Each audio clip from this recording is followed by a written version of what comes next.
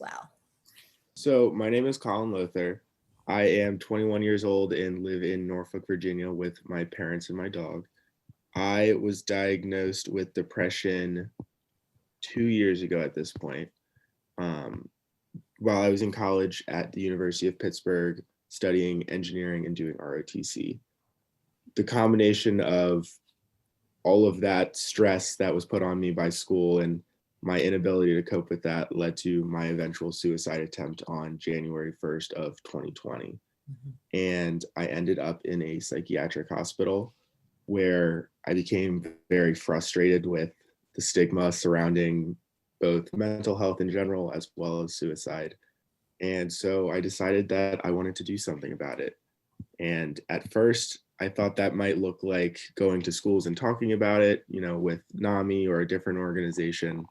But then, of course, the pandemic hit, so that opportunity was shut on me initially, at least. Mhm. And I was trying to come up with another way to get my voice out there and try to make a difference in this community.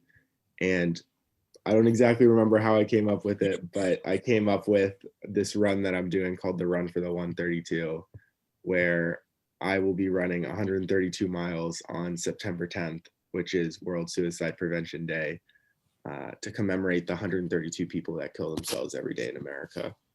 And it's just my way of kind of trying to grab people's attention, Mhm. so they can turn my way so I can voice my message to them, because it's not necessarily about the actual run. If I finish, if I don't finish, not a huge deal. But um, the money I raise and the awareness I raise is going to be a much bigger impact on this community and the organizations I'm raising the money for.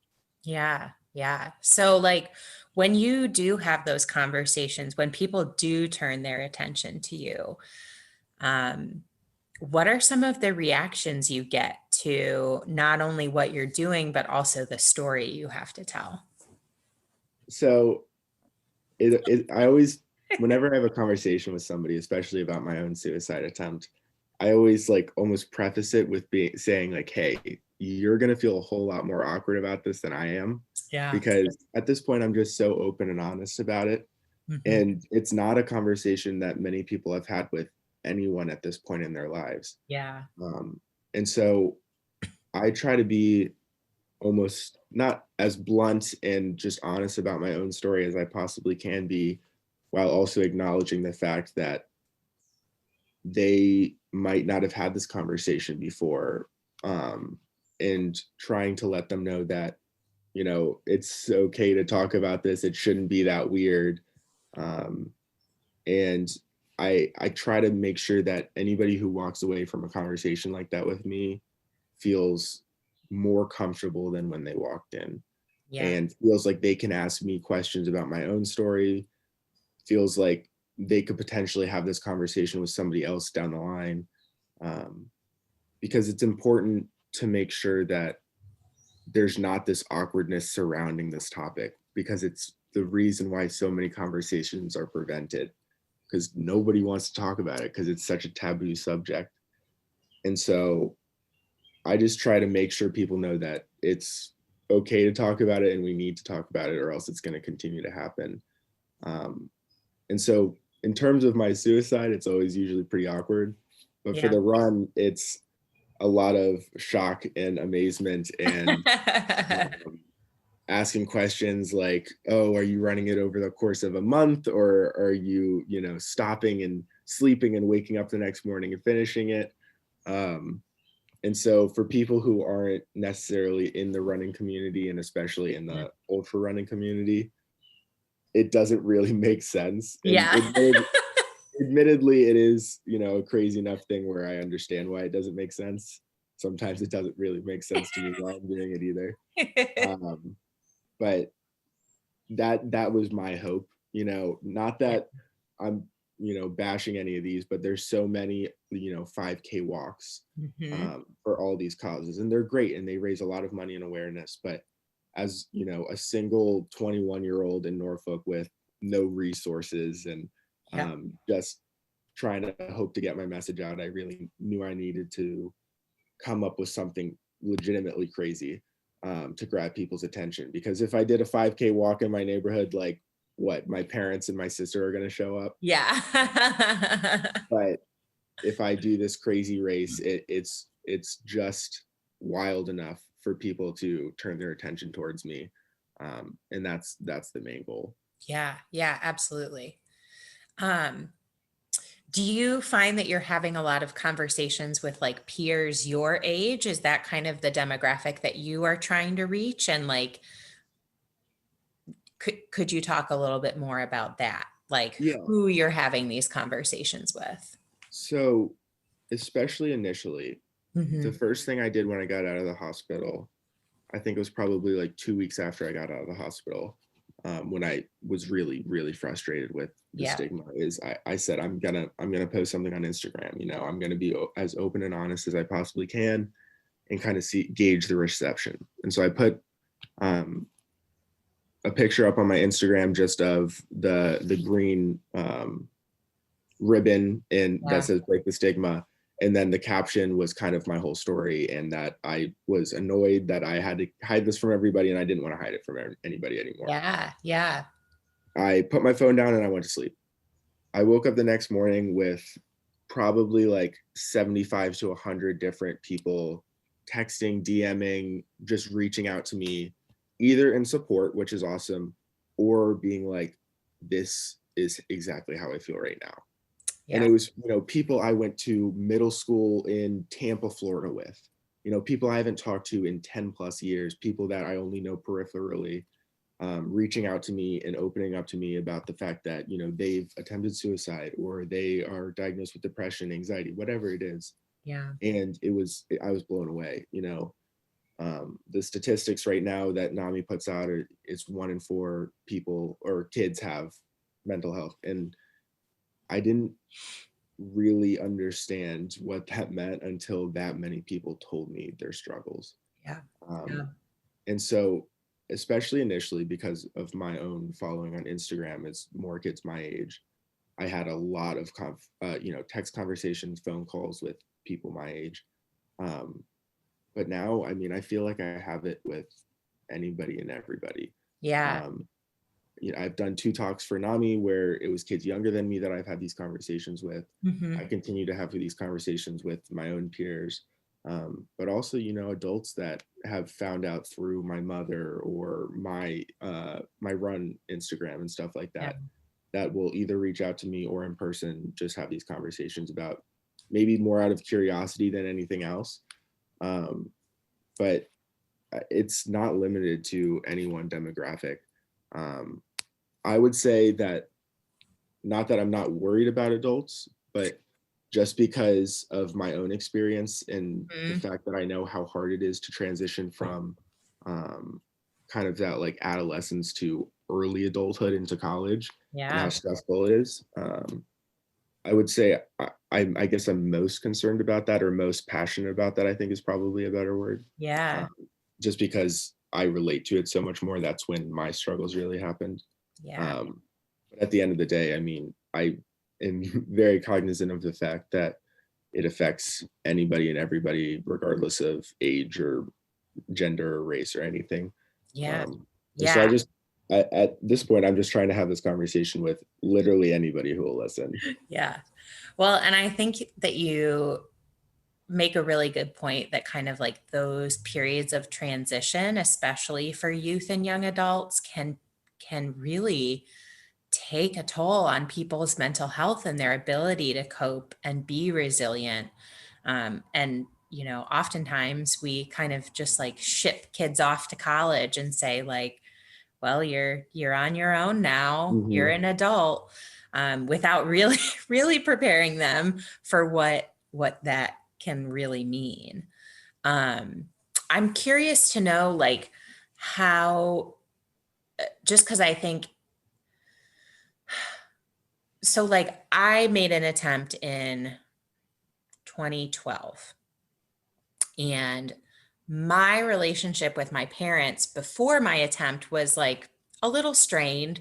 And afterwards, it kind of felt like this big chasm opened up of misunderstanding and their own kind of judgments on where I was in my journey and how they could help me. So I'm curious to know, like, how has your relationship with your parents changed or transformed? Or, if not parents, then the people who are close to you, the people who are your family, how has that sort of like really intimate one-on-one relationship, how has that shifted, if at Yeah. all? Yeah, no, I mean, it certainly has. Um, and I've been lucky enough where I will consistently say I have the best parents that of anybody I know. Yeah. Um, but before my attempt, my mom has always been incredibly understanding of everything. I'd been diagnosed with depression about a year before my attempt. Okay. And she's also dealt with depression her whole life. So she is much more understanding of that than my dad is. And that's not to say that he doesn't want to be understanding, but it's just not a lived experience for him. Sure. Um, my relationship at that point with my father was, I guess, probably as strained as it ever had been, just because of my performance in school. Mm. Not because he, what didn't want to be understanding of the mental health, but I was telling him that I was okay mentally, so that he didn't understand why I was still performing horribly Yeah. in school. So super understandable. Um, and but still supportive of an understanding of the fact that I was taking on a lot in terms of engineering and ROTC. Yeah. Um, but he did not want to be paying for my room and board if I was going to be failing college. Yeah. Yeah. So understandable. After the attempt, my mom immediately, just went into not overprotective, rightfully so Yeah. protective Mama mother. bear mode. Mama Yes, bear was exactly. activated. Exactly. And so she was, incredible from the start. Mhm. My dad, again, not a lived experience, much more difficult for him to understand. Yeah. He's, a 31-year Navy veteran who, in his mind, when there's a problem, you go to the rule book, you open up the rule book, and you find the solution, right? And Yeah. so, in his mind, when I came home and I went into the hospital, he's like, "Why didn't you tell me? Why didn't you tell me? Why didn't you tell me?" Yeah. Doesn't understand why I couldn't have told him. And then, to fix it in his mind, it was, all right, we're going to exercise, we're going to eat right, you're going to get better. And I would love it if it was that easy. I Right. really, I really Right. would.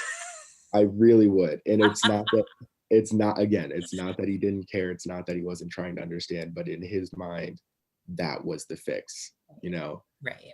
And so for not long, maybe the first few weeks out of the hospital, it was really difficult for him to understand how this had happened. And I know he was taking it really hard on himself because, like, obviously no parent ever wants this to happen to their child. Right. Um, and then, if I remember correctly, he went out and had lunch or a beer with one of his Navy friends, who I guess also has his own Mm. mental illness struggles and has for his entire career. And I guess they had a talk, and he said to my dad, "Hey, there's not an answer for this. I know you want an answer, but there's not an answer." And ever since then, he's been awesome. I couldn't have asked, for a better response to this. And I know how difficult it was for him to understand, because he's never been through this. And I don't, I say this to everybody. I don't want people to understand, because that means you've been through it. And I don't want people who have been through this. This is an awful thing. I feel like I've come out the other side a better person, but it sucked. Like, Yeah. it was the worst. And so my goal is not for people to understand, because again, that means they've been through it.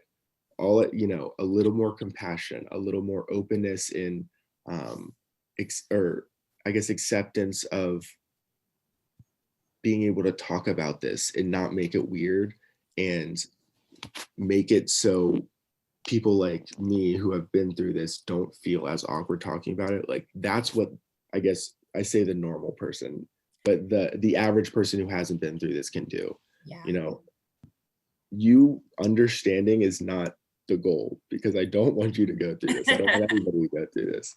Um, but my dad and my mom was always awesome, and my dad is awesome now, but it just took him a little bit longer. But in my mind, completely understandable. Yeah, yeah. Well, and I like love I mean, I obviously you would love if any parent just automatically kind of snapped into it. But I think it's really telling that kind of your dad had to also seek out some peer support to try Mhm. and understand what you were going through, that it was important for him to be able to sort of talk with someone that was, on his level or understood really deeply where he was coming from like a generational Yep. perspective and from a military background perspective. I mean, that is a whole, I think, other level, the military aspect, a whole other perspective and a whole other level when it comes to dealing with mental illness. And how would you what would you tell a person to do? What is like a step that people can take to help start to turn the tide and get rid of this stigma around suicide? Like what's the first step that people should take? So I think the first and almost only step for me is just talk to the people that you care about. And it sounds, so obvious and so ridiculous, but you know, whenever like you ask one of your friends, like, "Oh, how you doing today?" Realistically, the only like socially acceptable response is, "Oh, I'm fine. Oh, I'm I'm good." fine. No, Yep. nobody's gonna be like, "Oh, I'm having the worst," unless you're like like your best friend. Almost nobody's like, "Oh, I have having the worst day of my life. I feel super depressed and anxious right now." Yeah. Nobody's like, oh, my intrusive thoughts are so bad right Yeah, now, and they because keep telling me to kill myself. Nobody says exactly, that. nobody would ever say that, right? And so it almost the responsibility to kind of, I don't want to say pry, but have more meaningful and deep conversations Hmm. is then passed on to the person who's asking the question. Yeah. So one of the things I have told my friends who were really upset with themselves for not noticing that I was depressed and suicidal was, first of all, don't blame yourself because I wasn't going to tell anybody. I was just at that spot. But Yeah. one of the things that you can do now to make sure that it doesn't happen again is like go into conversations and like don't just say how are you doing just because that's what the only thing that you ask people, right? Yeah. Go into conversations and be open and honest with them about your feelings too. And so I've noticed that because I am so open about my own experience and how I'm feeling right now, all of my close friends have really really opened up to me on a different level since then. And so now we do talk about, instead of just saying, "Oh, I'm fine," now my friends will tell me like, "Oh, I'm super down today. I feel like I'm just like, I've been in a depressive hole for however long." And we like have a full conversation about that before moving on to the rest of our conversation, right? Yeah. And I think it's so important for those conversations to happen because quite frankly, especially for kids my age, whether, if you're at college, it's like your friends become your family because you're not Yeah. at home, right? Yeah. And so your friends know you better than anybody else. If there's even an inkling or a small thought that your friend might be a little bit off, it's like go talk to Yeah. them. And straight, if it gets to a point where like you feel like you need to ask them if they're going to kill themselves. Ask them if they're thinking about that. you know, People always think like, oh, well, if I ask them, it's going to push them over the edge or it's going to plant the Mhm. thought that no, like if anything, it's like if It's somebody had going to asked me, acknowledge something that they can't acknowledge out loud. yeah, and if somebody had asked me that, I'm not saying it would have worked, but like I might have been like, yeah, I am. If they, because it was not going to push me over the edge, but then it might have shown me that my friends also can see that something's not quite right. Yeah. And, I'm not saying that they should have seen that in me because I hit it so well. But if you are a little concerned about your friend, ask them. Yeah. I swear it's not going to make them actually try to kill themselves, but it might, like, you have a whole lot better chance of them opening up to you. Yeah. Um, And if it gets to a point where you feel like something's wrong and they're still not acknowledging it, you've asked that, don't take any chances with this stuff. Like, especially with suicide, you don't get to get your friend back if they commit suicide. You don't. Yeah. And so call, call somebody, call their parents, call a trusted adult, call medical personnel, call school personnel, whatever it is. Yeah. Because like, even if it turns out nothing is wrong, I would much rather have somebody who's mad at me than look back on it and be like, I wish I called somebody because now they're dead. Right. And Right. it sounds so horrible, but like it when it boils down to it, suicide is that bad, and you don't get to go back if something happens, Right. even though, I had a failed attempt or whatever. It's like that changed my life forever. Hmm. And again, I'm happier than I've ever been, but I don't wish that ever happened to me. Right. I wish one of my friends called school personnel or my parents and said, Colin's not right. Yeah. Yeah. And that it boils down to the fact that don't take chances, have these conversations and let's try to prevent it from ever getting to that point. Right. But at the end of the day, it is just not worth risking being like, oh, well, I don't think, so and so is suicidal. I don't want to make them upset and make them think that I think something's wrong. It's like I would much rather have an upset friend than a dead friend. Right, right. I'd rather piss you off and lose our friendship if it's going to come to that than lose you as a And human being. realistically, like, Yeah, I feel like worst case scenarios, you lose friendship, right? More likely it's like, they're pissed off for a little bit. Like, I can't believe you called these people to come check on me. Like, dude, I'm fine. I'm just stressed about exams. yeah, It's like, great, exams pass and then we go out and we hang out and everything's fine, right? yeah, And then at the end of the day, realistically, if they're real good friends, it's like, at least you cared enough to check. right. Nothing ended up being wrong, but I do appreciate that you care that much about me. Yeah, And hopefully, they can understand that it was just you trying to be a good friend. yeah, But maybe that one friend is suicidal, right? And then it saves them the attempt, it saves their life, it saves them all sorts of struggle and anguish, and then they end up getting the help they need. yeah, And it's just not worth it to risk, not pissing off your friend. It's just, yeah. no. Yeah.